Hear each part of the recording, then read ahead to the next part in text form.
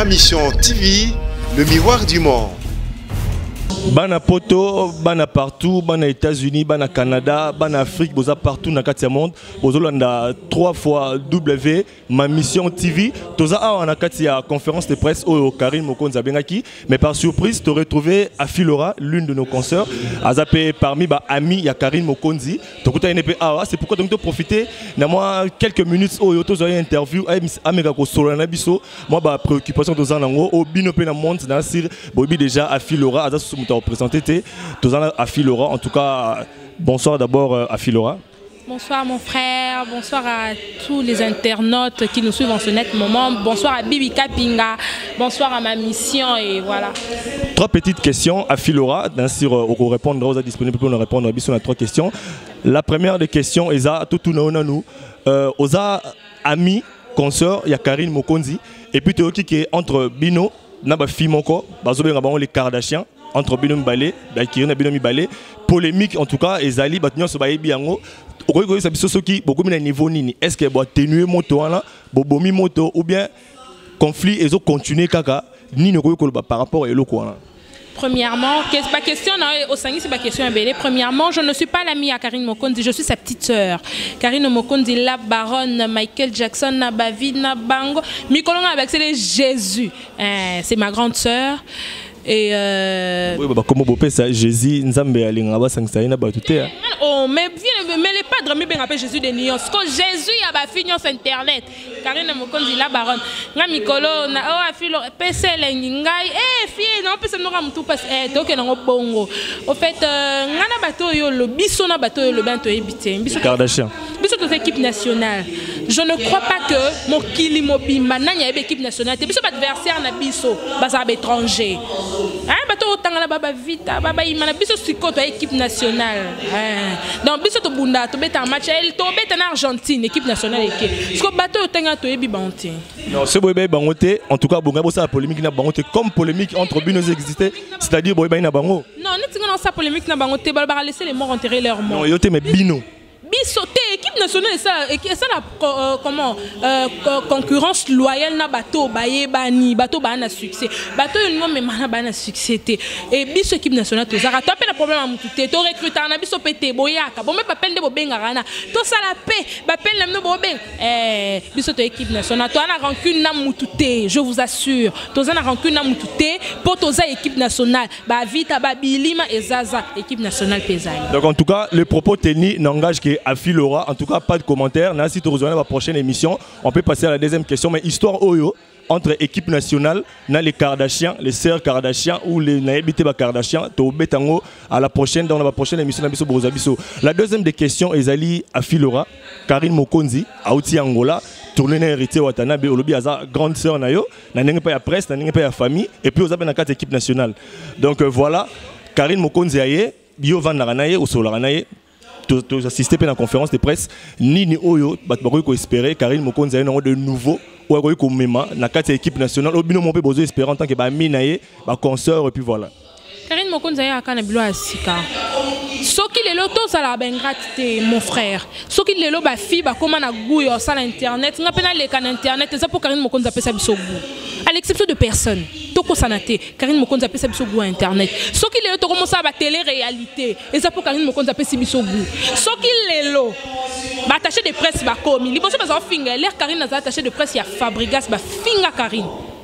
Soki lelo to mona ba chroniqueur sima ba joueur. Ba za finga Karine là za sima ba mputu. Est-ce que vous banga te ke ba conflit pardon, vous banga te ba conflit o ya Karine Mokonzi et même bino pe na kati vague wana boko mapena ba problème na batu et eloko na esala bino neni Karine Mokonzi dans un conflit na mutu X yope comme dans une équipe nationale au compena conflit mutu X est-ce que eloko na dérange bino te état musu na vie commune boye dérange bino te eloko na na sisi na nte na sisi ki mam na zolo bate na lobaki que Karine aza initiatrice Karine a initié kaka donc c'est normal que bon c'est la kaka Karine a ko initié bon moto initié la conférence de presse bon landa biso bo sala bon équipe amiki équipe nationale cette conférence de presse et ce que je peux dire rendre la Karine est là ta mututé moi ni mutunyo so za peme ya Karine azalara peut-être un tout petit peu remarqué.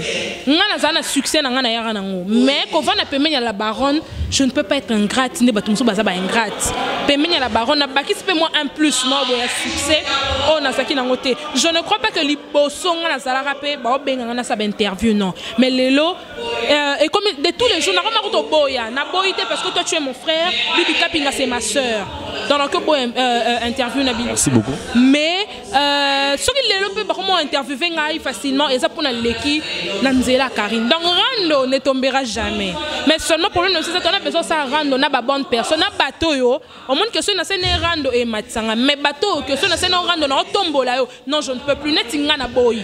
Pour ça nous rendre faut ça na succès. Pour ça nous rendre c'est que ça la émission plus de 30 000 vues. Donc na scène on ça nous sous rendre te pour na folie ba te belé. Je ne veux plus. Merci beaucoup. Na retenir gaga Rando ne tombera jamais. Donc c'est-à-dire équipe nationale va lancer défi. Hein, Rando ne tombera jamais. Ce moment que vous dans ma kasi, bon mec équipe nationale, bon bazawana, bah c'est la bino manzaka eza bah hôtel la bino bah c'est la bino, bah Rando ne tombera jamais. Toujours na système ya wenge. Polémique et ça a moins goût. Alors Afilora, troisième question, c'est une question très pertinente. En tout cas, question Oyo, Bana Poto, Ban Allemagne, Gelor, tout le monde est comme mon ami, Fania Snowat, Fanny Kiesa, Baron Sobaïbi que la minute Oyo Afilora, question Ezali. Beaucoup mieux wapi na dossier yaka bossé boulembi. En tout cas, il y a beaucoup de détails, mais la ligne Afilora Imoro a éventré les bois, netolobara. Bien bisabiso beaucoup mieux wapi na dossier yaka bossé boulembi. Yona ka bossé boulembi, beaucoup mieux wapi. Et le bas vient na biso ndeko lézère. Na minute to komi wapi. Vieux nanga Raphaël Boulembi, Kabose Boulembi alias Yakotumba Yakopi, appelé Moko Samombonda, l'homme de voiture sans moteur, l'homme de Zarala, l'homme de Kinshasa Nambroussou, l'homme de Abeta Sounini, Nini Biloko Aboma Mikolo Tozo Lembola, wana vieux nanga. Le linge ça c'est lave en famille. Vieux nanga ça peut-être petite n'est ma bé, petite n'est pas s'épelée, peut-être pas. Ah, je sais qu'il n'a aucun quoi gire. C'est la famille, c'est pas star ton nango. Michael Jackson sans un problème na ndekone Janet to traiteur en famille ya nanga bango babenga bino bobe kabo singane bi comme Raphaël Boulembi ya nanga papa Badorcas. Sans commentaire, en tout cas, tu libéré à Filora. Je ne sais pas ce qui un petit dernier mot que ça là, tu libéré déjà pour continuer l'interview. Tu as il y a salle de conférence, tu continuer l'interview. En tout cas, pour continuer Kolanda 3x mamissiontv.com Awabino Ndeko Romeo Lingolo Bamiso Benganga Babi Lingolo Benganga Nengo Lingi. À Filora un petit dernier mot par rapport à l'interview. Tu sais plus toujours sûr que tu reçois sur la prochaine interview pour toi sur la peine en long et en large. Je suis d'abord très contente aujourd'hui, il y a invitation dans Babi. Moi je me dis que ça fruit à Moussala, je ne crois pas que Yoné Moussala Moussala n'a pas toka, aucun n'importe qui. Donc so yambinga peut-être et puis que Afi Azana moi et l'au moi qui je suis d'abord très contente. Na ba internet au Bolanda Biso, Afi n'est pas une rancunière. Non, continue au Sengam no ba pardon. Oh à mon avis que Afi est déconaki, je m'excuse auprès de vous mais s'il vous plaît, Moutosa en internet et Zanga Filora. Ma famille va ça en internet.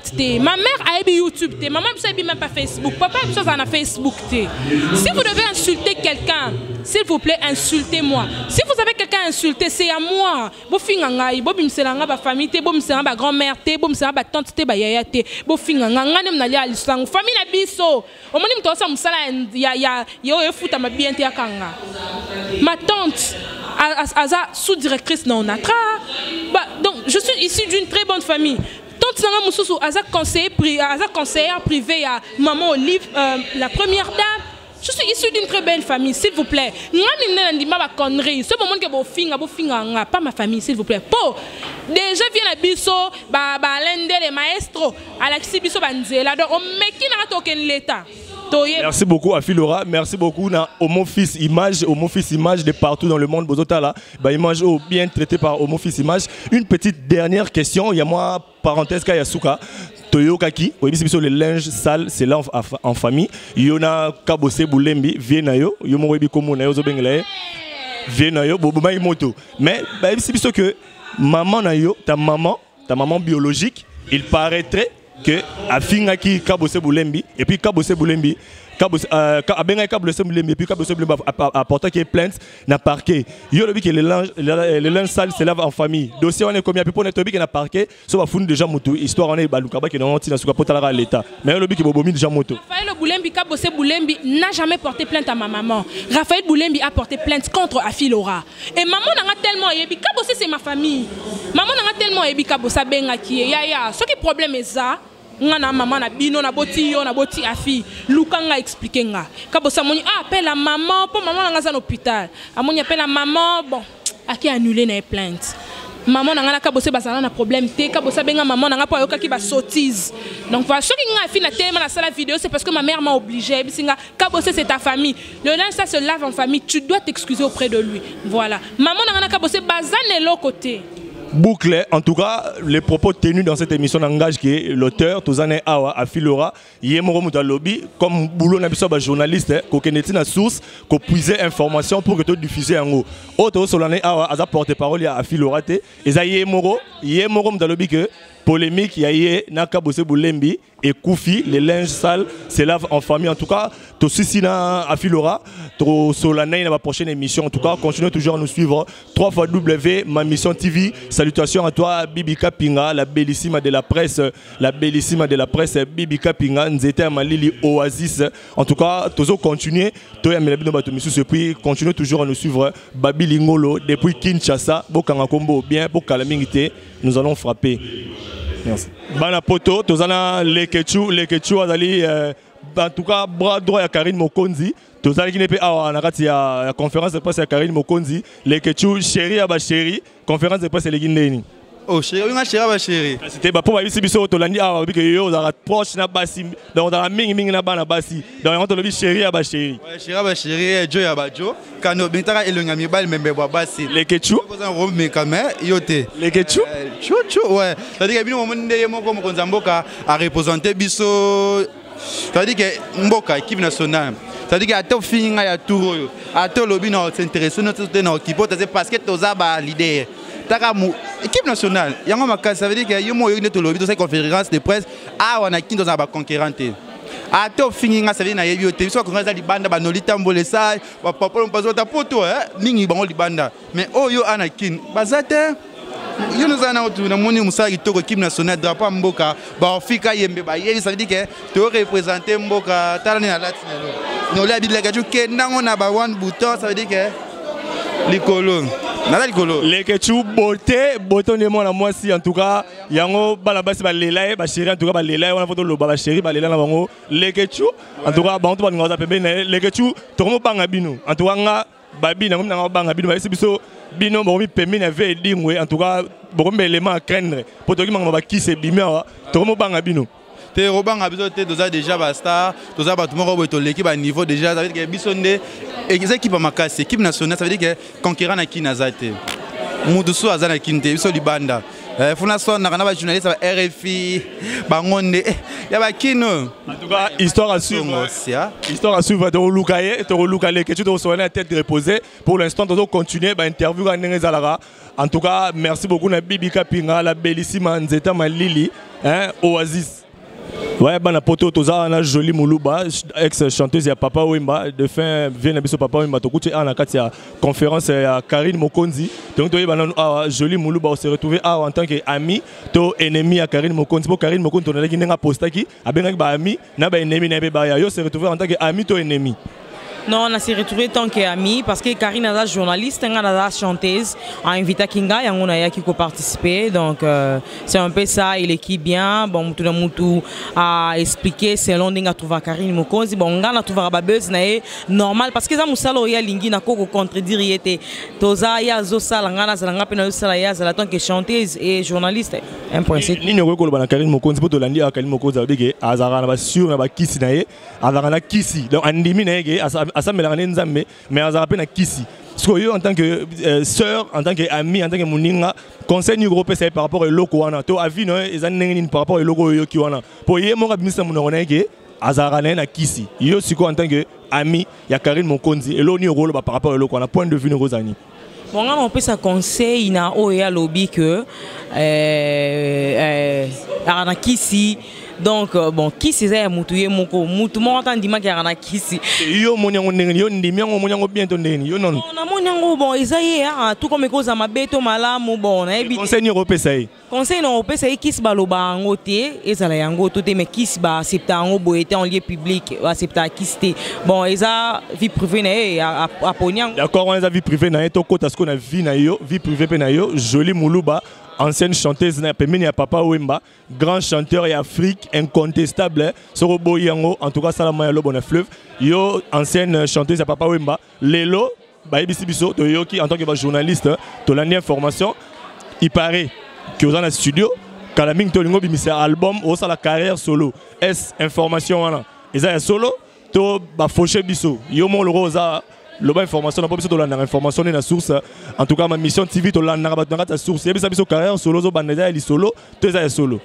Bon, carrière solo nanga dia na banda kiango na bimisa ki single non seulement single mais na boka kina no chanson moko amour fou eza na internet eza na Facebook nanga Jolie Moulouba na internet eza na YouTube partout na studio na préparer 3 titres wana titre eza Mabezali générique na Derumba titre eza Mabezali donc ba fanatique nyonso ba ngara Jolie toujours bozo continuer na kokoma sur Facebook ko benga sur WhatsApp bobenga parce que pour na bakayou déjà na banda qui na komi presque na moi katikati ya rumba na générique etikali rumba moko soko za na bezo susuna bakisaka yo donc déjà na banda makamnanga donc Jolie Moulouba na studio bobenga na 081 16 84 368 plus 243 81 16 84 368 bobenga parce que na studio ya beaucoup de gens bobenga rapona bakayou bobenga personne na chanson ka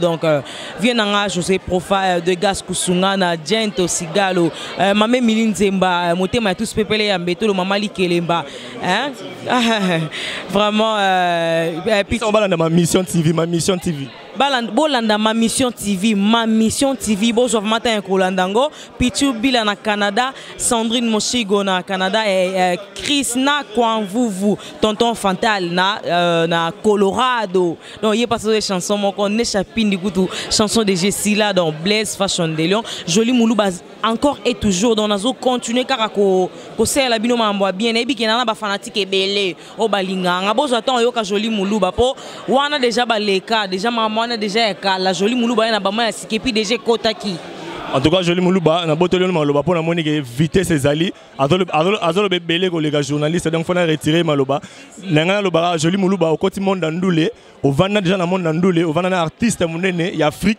artiste monene reconnu partout dans le monde au ba réalité ndoulé biso do souhaiter au cas bon vent en tout cas biso do souhaiter bon vent na ba artiste so muta bandi initiative en tout cas faut encourager carrière solo tout le monde partout dans les États-Unis les artistes mama ba orchestre et si là nango ba orchestre ils ala sous-souté faut to la vérité ba orchestre et kufa mais comment on vivre l'époque il y a carrière solo en tout cas bon vent et puis merci beaucoup on a nous accordé biso petite interview on a que ça dans le dernier mot au par rapport il y a 3 fois W ma mission TV Bibi Kapinga na Pointe Nzeta Malili Oasis.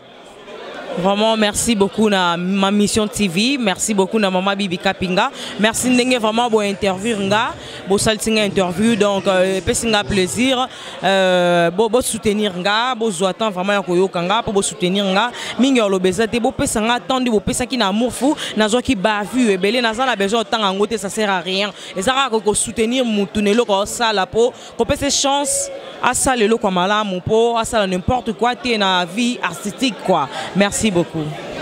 Homo Fortis Benda Bilili, Homo Fortis na image, Homo Fortis lamba image. En tout cas, te souhaiter bonne chance. Merci beaucoup de maintenir sur Rolanda Bisso 3W ma mission TV Wabino Ndeko, journaliste, chroniqueur Babi Lingolo, Roméo Lingolo pour ma misusu. En tout cas, tu retrouver Bisso dans la prochaine émission. En tout cas, pour les autres continuer mais pour na Jolie Moulouba, tout ceux qui a nansi to rezoyer to Rolanda tina studio pour mondo à côté oyo, et ça monde makambu. Hein?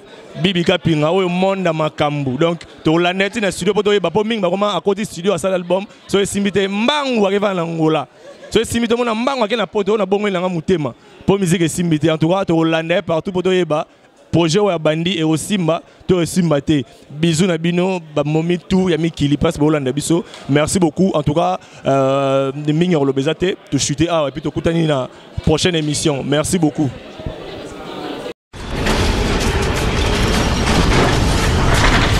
Ma Mission TV, le miroir du monde.